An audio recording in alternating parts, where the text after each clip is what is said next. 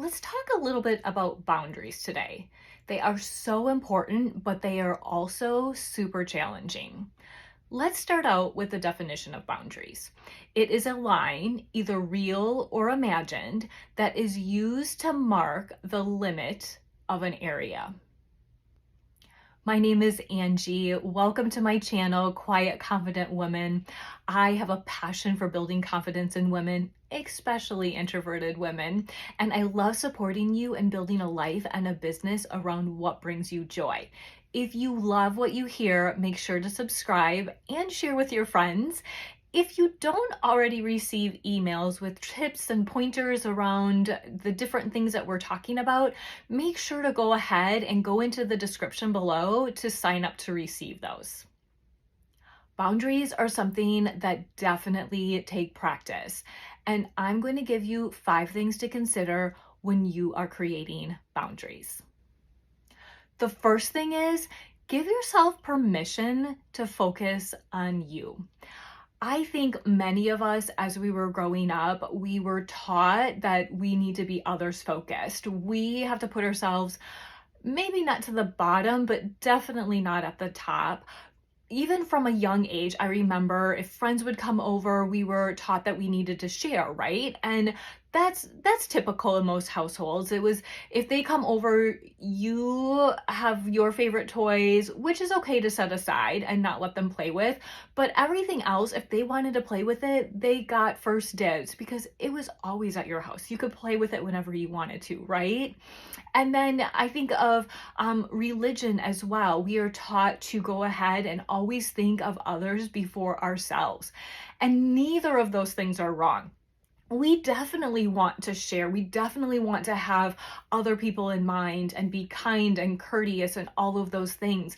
But I think that what happens is we get so focused on that we lose putting ourselves in the picture. So I feel like there's a pendulum, like we're taught to be swung way to this side of the pendulum where everybody else comes first. You need to share. Nothing is really yours. What is yours is someone else's. And that can get swung so far to the side that we lose focus of who we are and that we really matter, which we do. And it's because people don't want you, like your parents, people with good intentions, don't want you to swing way to the other side, which is more of, oh my gosh, it's me, me, me. I'm self-absorbed. I'm never gonna help anybody else out. I'm not gonna give them anything. And really in reality, most people that we see ourselves around are not the people that are self-absorbed, that are only thinking of themselves. It's the people that are always giving, always putting themselves last. And that's not really who we were created to be. That's not where God wanted us. And so I feel like we need to get more to the center where we have a mix of making sure that we are taking care of ourselves, our health, our mind, our body, and but yet still giving and still being grateful and still others focused, just not out of skew. The second thing is to practice self-awareness. Listen to your gut. So now this is very different than listen to your feelings. I think that a lot of people get feelings and like a gut pull a little bit intertwined and confused. So for an example, a feeling would be getting up in the morning and feeling like going right back to bed and not wanting to do anything. That happens to me quite often, I gotta say, especially now that it's super dark in the morning when I wake up and need to get going. I would much rather just be back in bed. That would be a feeling. A gut pull or listening to your gut would be you get up, you're super exhausted, you've started your day, you're not feeling the greatest, and you're just like, you know what? I really feel like I would benefit from some rest. And listening to your gut and moving forward with that rest instead of pushing through and making yourself maybe more worn down, maybe more sick, that would be listening to your gut. Another thing to really pay attention to, and I feel it really does take some practice, is to listen to the things that are popping up over and over again. Things that like you really feel a strong pull towards doing or not doing. That can be definitely listening to your gut.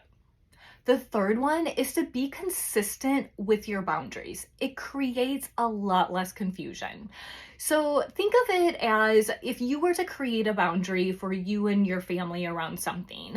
Maybe it's a certain time is always set aside for family, and then one time you're like, oh no, we can like break that boundary, and another time you're like, no, no, we can't, and it just is a lot of confusion. And it might even be, well, how come you can not have to keep it, but I have to keep it kind of thing. So keeping it consistent is really, really good. Also, if it's just involving you, when you break those promises to yourself, it can almost give you that internal mindset of, oh, well, I'm not going to keep that promise anyway, so whatever. So be kind to yourself and keep the boundaries that you have set in place and be consistent as you possibly can. The fourth thing is to have clear, direct, and simple boundaries. If it's clear, it's going to be way easier to keep. If it's simple, it also is going to be way easier to keep. It's not going to feel as overwhelming, especially if you're new to setting boundaries. We want them to be something that is precise, something that doesn't have a lot of necessarily gray area to start with. Not that it can't have wiggle room, because with boundaries, we want them to be, I guess, rigid, you could say, but we don't want it to make your life feel rigid. Boundaries are in place to give you flexibility and freedom, not to make you be a robot every single day. So keep that in mind too when you're setting boundaries. We have these different things in place to be clear and precise because we want to have that freedom and ultimately flexibility versus that rigidity or that flying all over the place and not knowing where we're going feeling.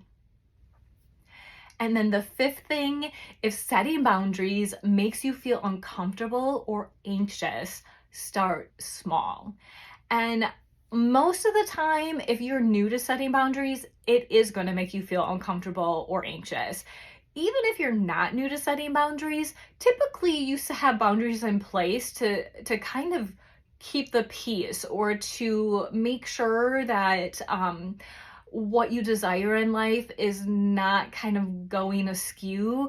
And that can even be uncomfortable when you are good at setting boundaries.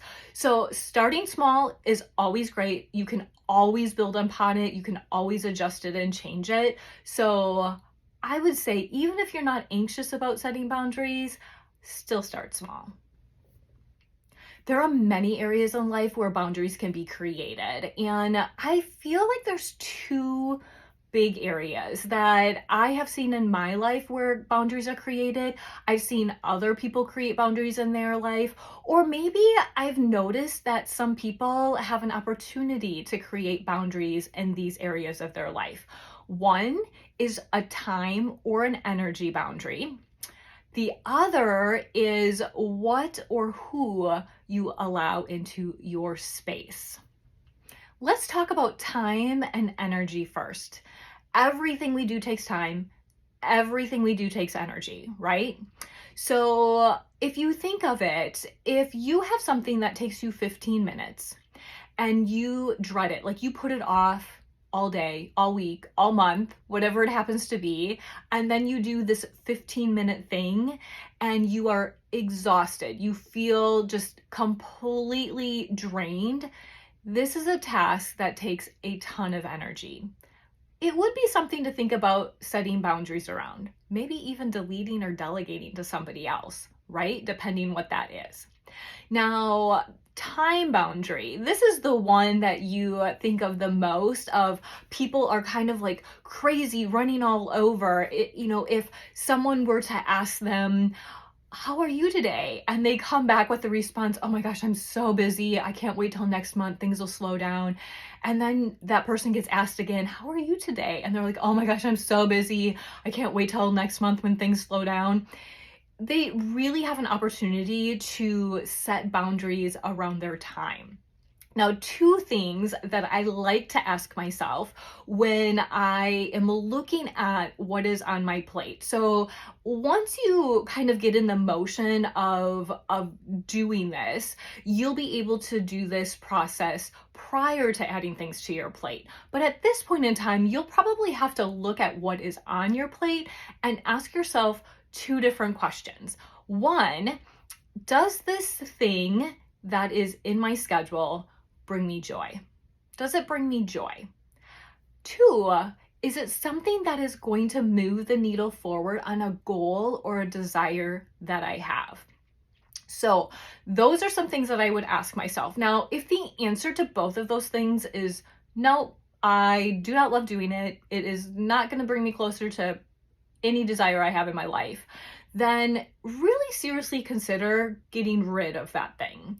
So it may be something you volunteer for. It may be something that you have done over and over again for several years that you just feel like it's going to be hard to say no because you are the person to do this thing.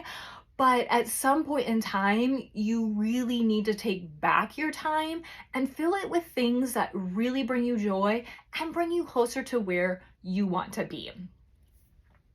The second area that I feel a lot of people have opportunities to set boundaries is around who or what they allow in their space.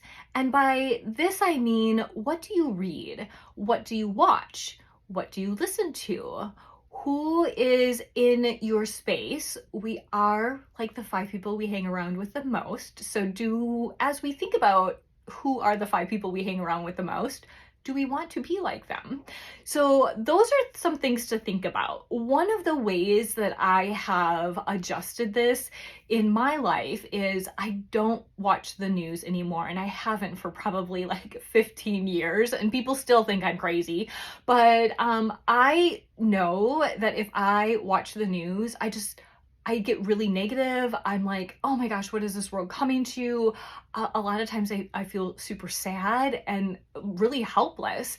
And so I chose not to watch the news anymore. And people will constantly be like, well, how do you know what's going on? You know what? You will come across somebody who will tell you about all the happenings in the world, or you will see it on social media and you will not feel left out at all. I promise. The other area in my life where I really protect what I'm seeing is on social media. And so many people say, oh my goodness, Facebook or Instagram or whatever your social media of choice is so negative. I hate it. It's just awful. And I sit there and I'm thinking, it really isn't. When I'm on social media, which is probably more often than I should be, but when I'm on social media, I feel uplifted. I find so many good tips and resources and ideas and thought processes that I would not be able to find other ways through social media. But I also protect that space. I do not friend anyone who is negative or I don't know at least a little bit.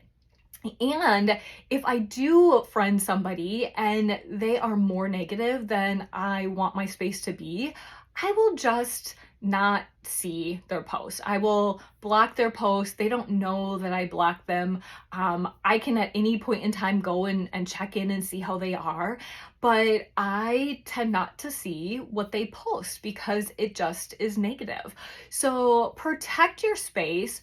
Know that what you fill your mind with, who you surround yourself with, is who you are going to become, and be cognizant of that. Is that who you want to become as you're looking at things, reading things, and whatnot? Okay, so I want to give you a couple examples how boundaries have played out in my life in hopes that it will support you in just generating some ideas in your life. One of the ways that boundaries has helped me is with our morning routine. We have a teenager in the house, and as you can imagine, it gets a little bit stressful when they don't want to get out of bed, or they don't want to get ready, or they're not moving very fast. And so I found myself yelling way more than I desire to. And last year, I noticed that the times that I was more stressed and I would yell more were also the times that I personally was running behind and like, oh my gosh, we need to get going, we need to get going. But that was only something that I could control, nothing typically that anyone else would control, right? So what I did is I set a boundary on getting up when I needed to get up to give myself enough time to get ready. When I did that, I found out that I yelled less. I was less stressed. Now, was our son ready on time on those days? No, not typically. But I found I was less stressed. So I was like, okay, that's a win. I need to keep this boundary and make sure that I have enough time to get ready in the morning, right? So now we fast forward to this school year and still really good about giving myself enough time to get ready in the morning. But we were inching closer and closer to becoming more late for school. He's never been late, but just not enough time to not stress about racing on the highway or, oh my gosh, if there's an accident or slow traffic, we're never gonna make it. So what I did is one morning, right as soon as he got up, I said, you need to be in the vehicle by this time, otherwise this will happen. And he's like, whoa, that's so dumb, blah, blah, blah. And I was like, it is what it is. We need to get to school on time. And so you need to take responsibility. If you are not in the vehicle at that time, then these are the consequences. So he was in the vehicle on time that day. And the next day, he was 1 minute late. And of course, he's like, Mom, that's not fair. It's only a minute late. We're not going to be late for school. So I had to think to myself, okay, why did I create this boundary? One was to be to school on time, yes. But the second was to have less stress and not have to rush and not have to feel like all frazzled in the morning to get ready for school, right? And if I was like, okay, it's totally fine, it's only a minute, how often would he push that boundary, right? So, like, clear, consistent boundaries is something that will definitely bless you and your family. So I'm like, you know what? I'm sorry. I'm like, next time you got to be on time. And so, he muttered about it and was mad about it and whatever, but he was then on time for well over a week. So we were at like a week point, and then yesterday, again, he's like, oh, I was only a minute late. I'm like, I'm sorry. I'm like, you gotta be on time. I'm like, shoot for a couple minutes early. That way you have a little bit of wiggle room at the end. And this is really teaching him how to structure himself and how to also make sure that he's on time once he's out of the house for work and for things that he needs to do, so he's not stressed all of the time. So that is one way that we created boundaries. Another way that is about, so like I had said, I ask myself two questions when things are added to or have a potential to be added to my plate. One, will it bring me joy? Two, will it bring me closer to a goal? So one of those things was last year and this year, but last year, Karsten was his first year of high school and he was in the band and they play halftime during a couple of football games. So they were looking for volunteers to come in and feed the kids pizza before they marched and to get them in their uniforms and all of that. And I was like, okay, I'll go ahead and do that. Karsten will be there and I'll be able to see him. I wouldn't be able to interact with him a ton, but I'll do it and see him. And the first time I was like, it's okay. The second time I was like, I really like this. And this year when they've asked again, I'm like, yes, I love doing this. I don't know why, but I absolutely love helping them on those nights that they need it. So when I ask myself the question, does it bring you joy? The answer to that is 1000% yes. I love it. For whatever reason, it brings me joy. The second question is, will it bring me closer to a goal? And I was like, no, it's like not really a goal that I have. But then I thought about that a little bit more. And I'm like, you know what? It probably is bringing me closer to my son. Now, like I said, I don't really have time to spend with him when I'm there. However, I get to know the kids he hangs out with. Most of his friends are kids that are in band. So I get to know them, but more importantly, they get to know me and who I am and recognize me. And so I think at some level, it does build a bigger relationship with my son. So that is definitely a win and definitely closer to a goal in my life. Another thing that you can consider is you can ask yourself the question, if I lose everything, like I'm talking everything, your house, your job, your family, your friends, your clothes, everything. You lost everything. What things would you miss and you would want back? Now, the easy answer to that is like, well, of course I want my house. Like it keeps me out of the elements. It keeps me warm. It provides me a way to cook meals. Obviously, that would be a yes, right? Or I would want my family back. I love them. Why would I not want them back? That would be weird, right? I want you to go deeper, okay? I want you to think of, if I lost my house right now, would I want that house back? Would you want it to be a ranch versus a 2-story? Would you want it to be on the water versus where it's at? Would you want it in a different state, in a different country? What would you desire for your house? Now, we're not going to get up and be like, oh, that's it. I'm like, house is on the market. We're moving. This is not my ideal. It's not what I want. But it can give us a vision of something to work towards, correct? It can open our eyes as to what is important to us personally. Now, if you're thinking, okay, well, that's really self-absorbed, and of course I would want a house on the water versus one in the middle of the city, it's okay to want things. It's okay to want to better yourself. It's okay to have those visions and those dreams, and it's okay to work towards them. So think about those things. And if you were thinking, yeah, I would want my family, but you're thinking, you know what I could do without being in the space of that person as frequently, then how can you make that happen in your life? Maybe that person is an energy drainer, that you can't handle 15 minutes with that person because you come back like completely drained. How can you adjust it to either lessen the time that you are around them or make it more of a positive experience to be around them? So think of those things as you are setting boundaries and finding out what is important to you. So let me leave you with a couple different ideas of areas that some people may want to set boundaries in. If you are someone who works from home, perhaps you need to set boundaries around work time.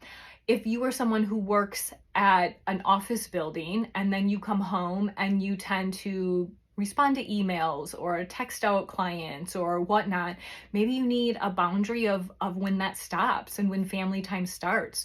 Or maybe there needs to be a boundary of, okay, this time is going to be family time, and we're going to create it to be intentional. We're going to do something together as a family to have fun, build relationships, just support each other at that moment. Perhaps you need boundaries around social media. Maybe there's a certain time limit that you want on it. Maybe you are thinking, you know what, I am clearing out all of the negativity in my social media and just having positivity on there. So lots of different ways that you can start. So just brainstorm how you can start setting boundaries, and remember to start small. You can always build upon it. You can always adjust. Kind of like my example that I had with the morning routine. I started with just myself and controlling what I could control, and then found that it needed another layer. Even though it was probably like 6 months later, it just needed another layer that was added in, and it may be adjusted or tweaked in the future also. So start small and gradually build. All right, my friend, I'll see you next time.